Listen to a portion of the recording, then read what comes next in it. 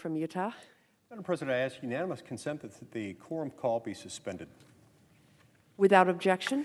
Madam President, I return to the floor of the Senate again today to ask that this body take immediate action needed to address our nation's massive baby formula shortage.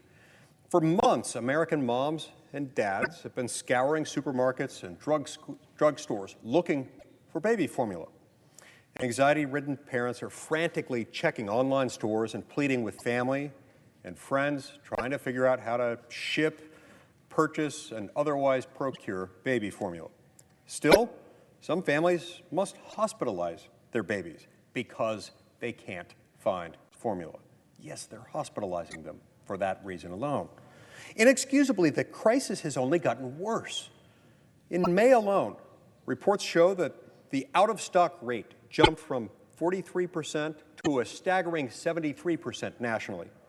In Utah, my state, the state with the largest families, the most children per capita, and the highest birth rate in the nation, reports show that out-of-stock rate to be as high as 88.9%. Desperate parents are now resorting to places like Facebook Marketplace, buying from unknown sellers at exorbitant markups. The failure of the Biden administration's photo op policy has not so much as put a dent, even a tiny dent, in this problem. Now, initially, the White House said that parents should, quote, ask your pediatrician who may have formula samples or possible alternatives, as if that were somehow a solution. This hollow non-response was embarrassing enough, but tragically, the administration's response has not improved with time, in the time that's passed since that statement was made. When the question came up again, the White House press secretary spent nearly 20 seconds flipping through a binder only to respond with, quote, I don't have anything new, close quote. Madam President, that response is simply unacceptable. It's unacceptable for the American people generally, and especially for those families dealing with this inexplicably, needlessly prolonged crisis. By failing to act, we're leaving parents in an unimaginable situation during one of the most stressful and impactful times of life. Worse, they've received no discernible answers from their elected officials. The White House's website lays the blame solely on Abbott's plant closure in Michigan, quote, due to safety concerns from the FDA.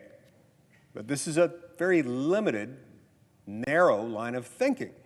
The FDA regularly recalls other food products, but none of those recalls happens to result in shortages of this magnitude or this significance with such weighty consequences on the youngest of Americans. Look, it doesn't have to be this way. There are a lot of weighty problems that we address in the United States Senate that are seemingly unsolvable, intractable, or at least very, very difficult to solve, because they involve things that very often are beyond our ability to control. This is not one of those problems. This is within our grasp, it's within our control. In fact, government is the problem. Government caused it, and by turning certain levers, government can relieve this problem and do so in a very short period of time. This suffering is unnecessarily being prolonged by the government itself. So the Senate can help these families, these American families struggling with this crisis, by immediately passing my bill called the Formula Act. This bill responds to the crisis in three simple ways to help solve the crisis at hand and feed American babies. First, my bill would suspend tariff collection on currently allowed formula imports. We tax imported formula at a rate of at least 17.5% upon entering the United States. It can roughly double to about 35%, depending on the circumstances of the shipment. We can help ease the skyrocketing prices and encourage companies to import as much baby formula as possible, or as much as demand within the market requires, by simply suspending for a period of 6 months this tariff collection. Look, the administration has acknowledged that there are appropriate times to suspend the collection of certain taxes. For example, it's currently proposing suspending the gasoline tax for a period of 3 months. Surely it's not the Biden White House's position that gasoline is more important than feeding infants. Second, my bill would temporarily allow formula imports from several safe countries like those in Europe. This would enable us to access plentiful formula supplies from abroad and to meet our current needs with that. Now, allowing these imports is not going to endanger American babies. The manufacturing plants in question are already approved and are already regulated by their home countries, and the only plants operate in countries and subject to authorities that are comparable to those imposed by our own Food and Drug Administration. These are countries from which we already import pharmaceutical products. The fact is that parents have already begun taking matters into their own hands, often with dire consequences. We're hearing reports of parents resorting to online homemade recipes for formula that they then feed to their infants. Infant hospitalizations due to malnutrition or are correspondingly increasing as a direct result of these activities and the shortages from which they stem. Doctors have voiced their concerns that homemade formulas can lead to liver and kidney issues and, in some cases, even heart failure. Some families have tried diluting the formula that they are able to access with more water, a tactic that health experts warn can lead to brain swelling and organ failure. Some doctors refer to this shortage as, quote, the worst crisis they've experienced in their careers, close quote. They have to place dehydrated children on IV fluids, which isn't, of course, a long-term solution. It's an acute and dire response to a life-threatening emergency brought about through an artificial government constraint on the market. These short-term consequences are scary enough. They're scary enough for the moms and dads, to say nothing of the horrors the children, the infants, experience in the process. We still don't know what the long-term effects of these might be to the babies.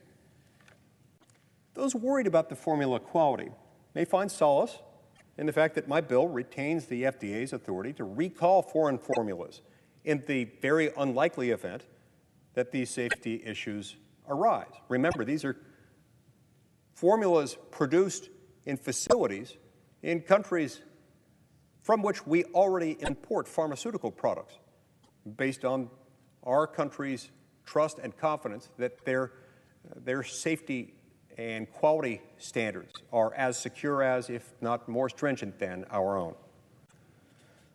Additionally, my bill only calls for importing formula that's lawfully marketed and approved in select foreign countries. Again, private citizens are already doing this.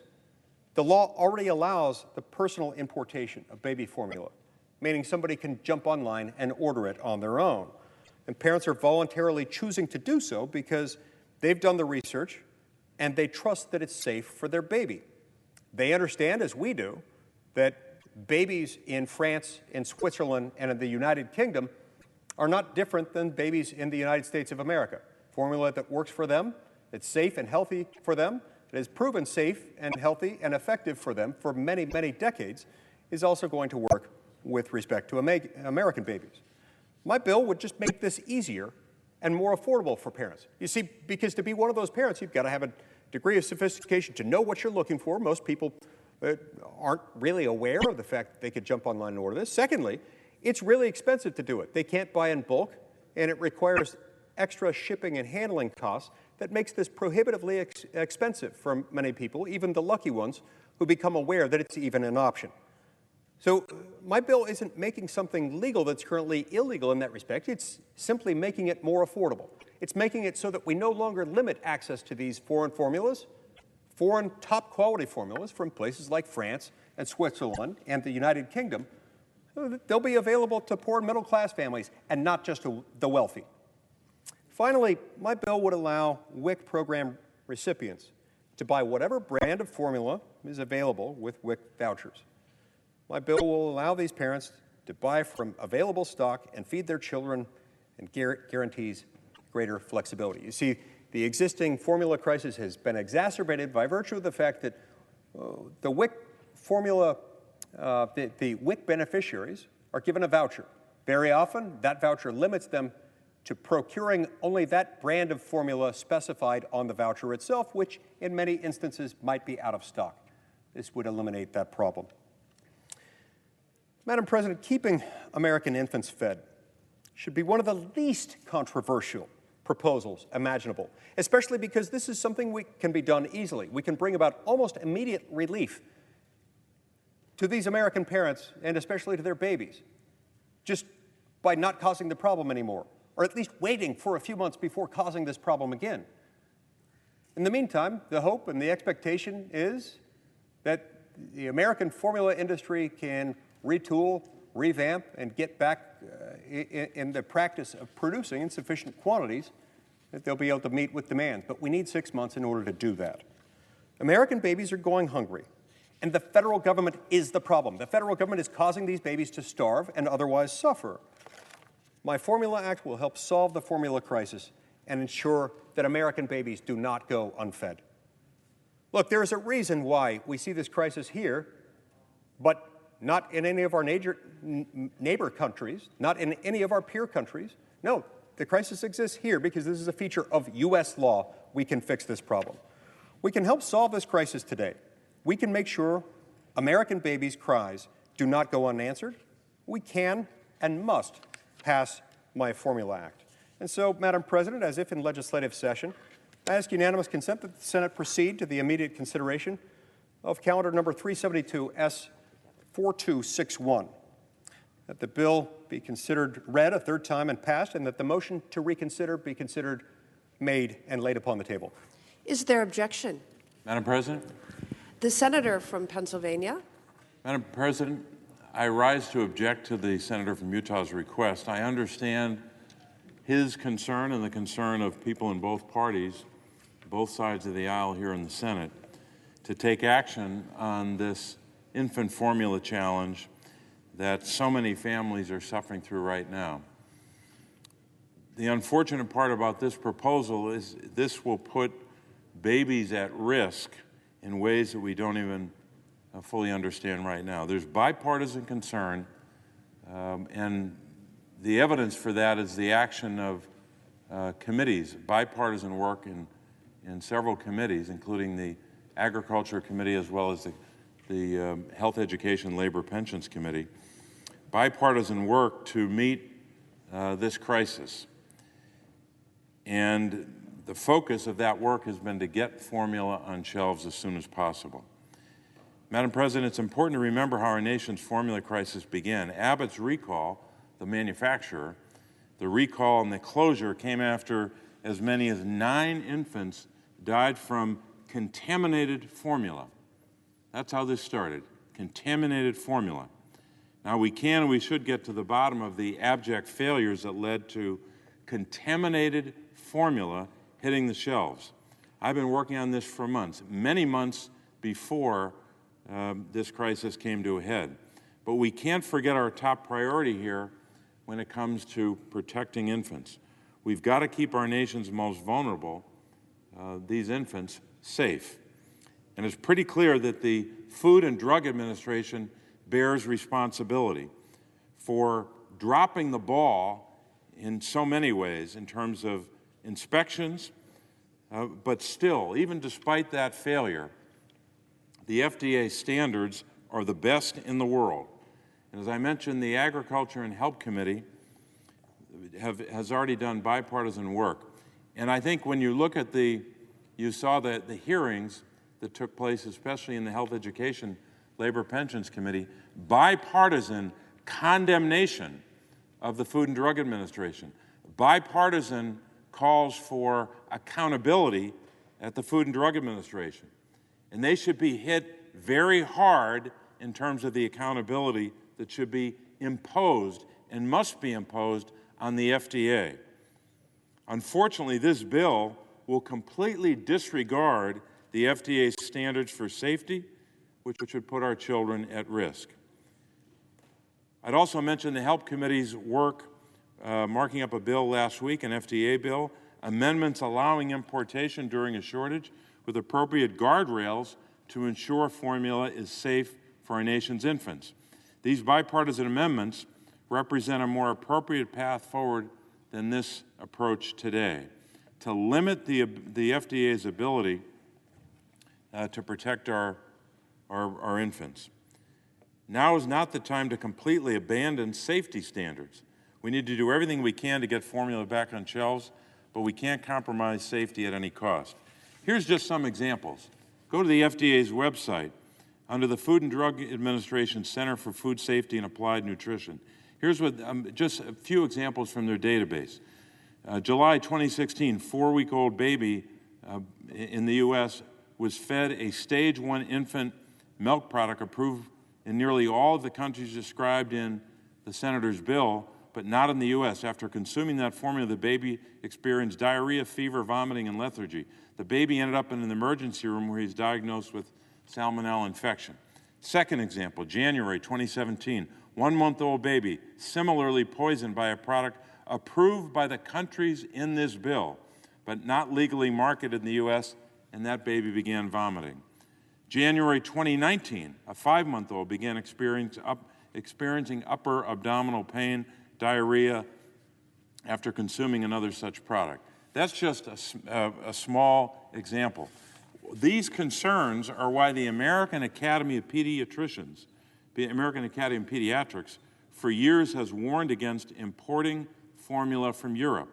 The Academy has published articles highlighting the dangers of buying imported baby formulas and advising against doing so. So despite all this, the Senator and others want to go forward with this bill. Here's the good news, the only good news in the short run. Here's the good news. We don't have to compromise safety standards to increase the supply.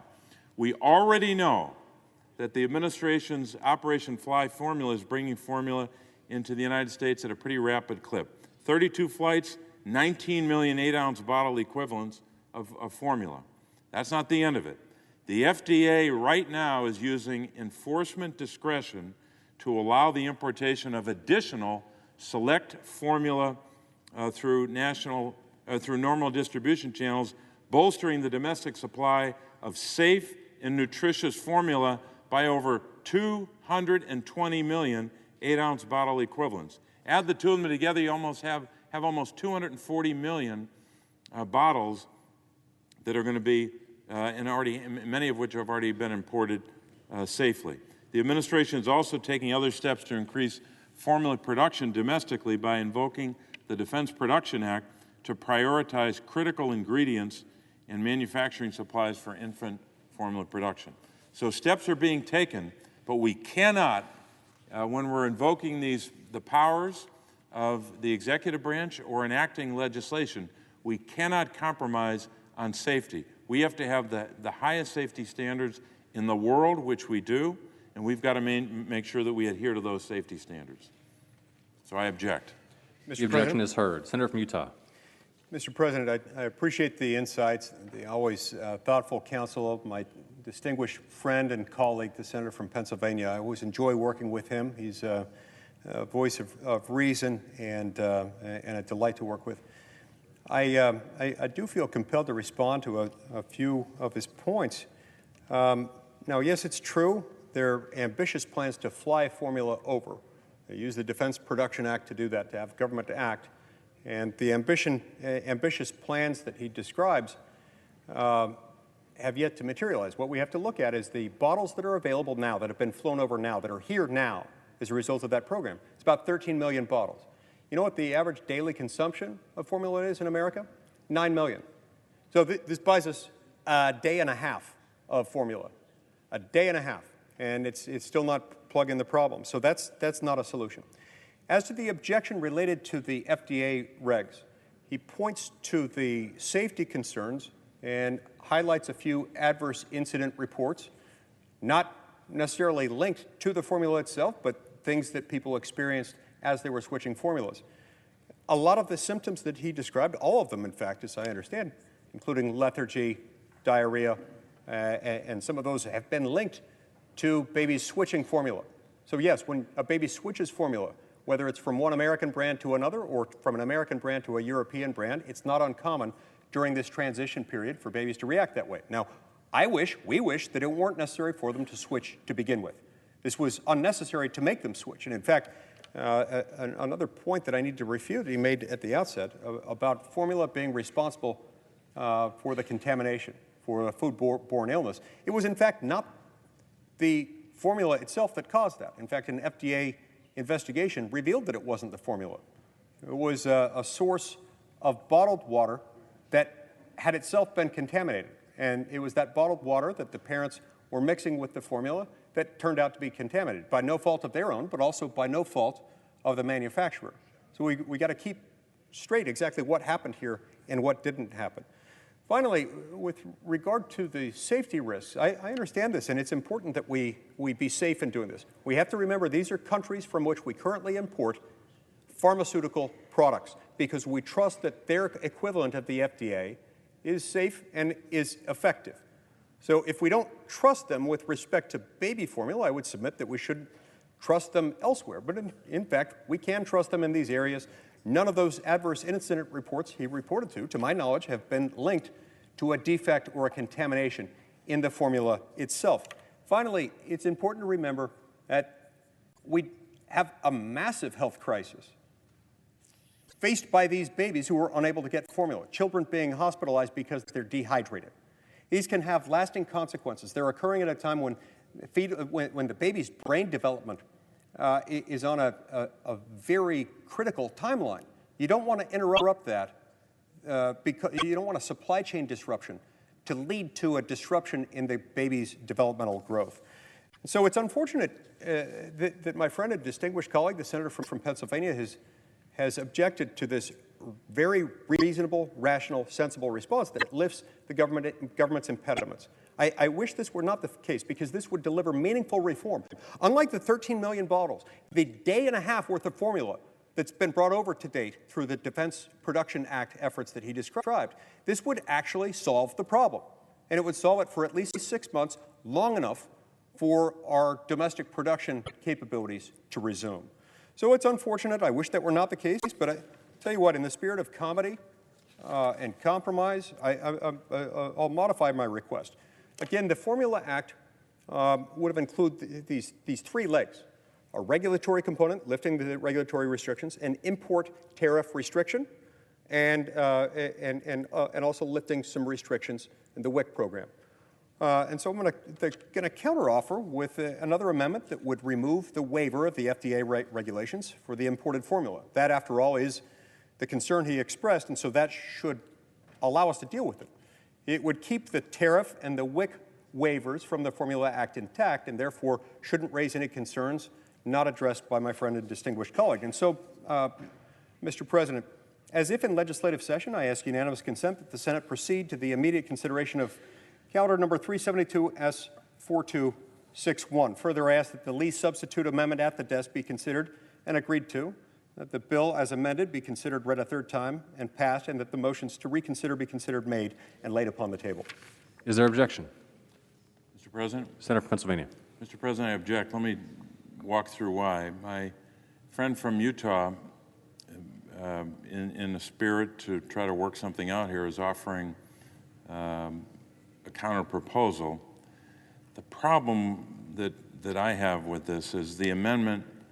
Now we're talking about the Department of Agriculture, which plays a role here. And I'll get to that in a moment. But in this case, the amendment would direct this agency, the Department of Agriculture, to allow formula to be included in the Women, Infants, and Children's Nutrition Program that does not meet USDA standards. So now we have a concern that I initially raised about FDA standards.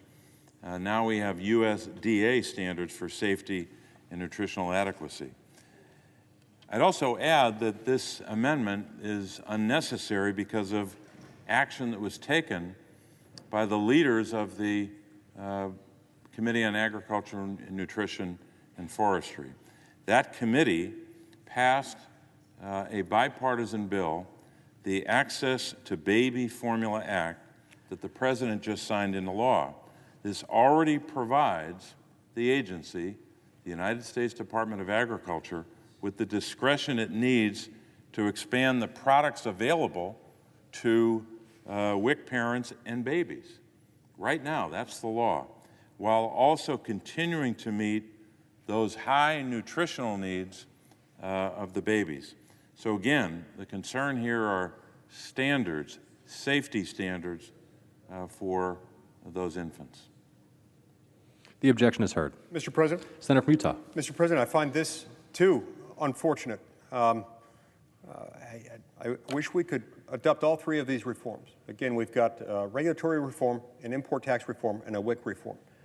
He's now expressed objections to the regulatory reform and the WIC reform. So in the spirit of comedy and cooperation and compromise, I'd like to modify again, and I'll take out the WIC restriction, the WIC component of the bill, leaving only the tariff waiver. That at least would remove some of this protectionist problem that we've got in place that's currently prohibiting people from being able to import this stuff, leaving it available really only to wealthy, well-connected parents who know how to find the stuff and can pay the higher price for it. This would at least allow people to buy it in stores if we could lift that restriction and do so in larger quantities while adhering to the labeling and other regulatory requirements. And so, Mr. President, as if in legislative session, I ask unanimous consent that the Senate proceed to the immediate consideration of calendar number 372 S4261. Further, I ask that the Lee substitute amendment at the desk be considered and agreed to, that the bill as amended be considered read a third time and passed, and that the motion to reconsider be considered made and laid upon the table. Is there objection? Mr. President? Senator from Pennsylvania. I object. In this case, on a much more limited ground. Here's the reason.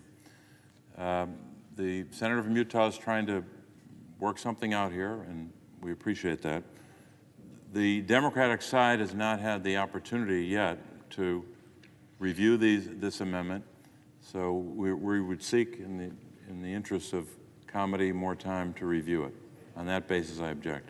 The objection is heard. Mr. President? Senator from Utah. I find it most unfortunate that as American babies are starving and are literally being admitted into hospitals for dehydration and malnutrition because of a government-created problem, we can't get to a solution here. I'm determined to find one, and I'm determined not to take no for an answer. We've got to get to yes on that. And so to that end, I'd like to modify my last request, shorten it down from 180 days, a 6-month suspension, down to a 90, down from 180 days to a 90-day suspension. This is the exact time frame that mirrors the Biden administration's proposed time window for gas tax alleviation. Now, the president has raised this, has asked us to act on that immediately. Look, I happen to think baby formula is a whole lot more important and urgent than gasoline, so we can at least do this. And so I'm going to modify my request to move it down to just 90 days. We should be able to do that for 90 days. I'm certain that we can. And so, Mr. President, as if in legislative session, I ask unanimous consent that the Senate proceed to the immediate consideration of calendar number 372 S4261. Further, that the Lee substitute amendment at the desk be considered and agreed to, that the bill as amended be considered read a third time and passed, and that the motion to reconsider be considered made and laid upon the table. Is there objection? Mr. President? Senator from Pennsylvania. I object, and for the same narrow reason. That is that the Democratic side has not had the opportunity to review this amendment. We will do that on both of this amendment and the prior amendment and see where we are. On that basis, I object. But I also add, for the record, on the debate overall, I think my friend is expressing a real concern that both sides have. It's not as if we just arrived here today to start talking about this issue. As I said, for months now, the Health, Education, Labor, and Pensions Committee, in a bipartisan way, and the Committee on Agriculture and Nutrition, in a bipartisan way, has been working on these issues. And so to suggest that somehow that the debate just started today and neither side is doing enough, I think is not accurate. Both sides are concerned about this. Both houses, both parties, very concerned about it. And it's a real crisis. The FDA should be held accountable, should, as I said earlier, be hit hard for this. But we can't compromise safety standards, and that's the reason for my objection. The objection is heard. Senator from Utah. Mr. President, I appreciate the thoughts expressed by my friend and distinguished colleague, the senator from Pennsylvania, and I share this concern, this desire to see this worked out and worked out on a bipartisan basis. I think it is important. It is true that people have been working on it. They've been working on it now for the better part of a month and a half, and yet nothing has happened. Now, I understand Rome wasn't built in a day. Significant legislative reforms are not usually enacted very quickly. Well, they are in some places, and we're experiencing some of that this week. That's a different issue altogether. But I understand that it takes time on many occasions to develop a legislative solution. This is not one of those issues. This is just not that complicated.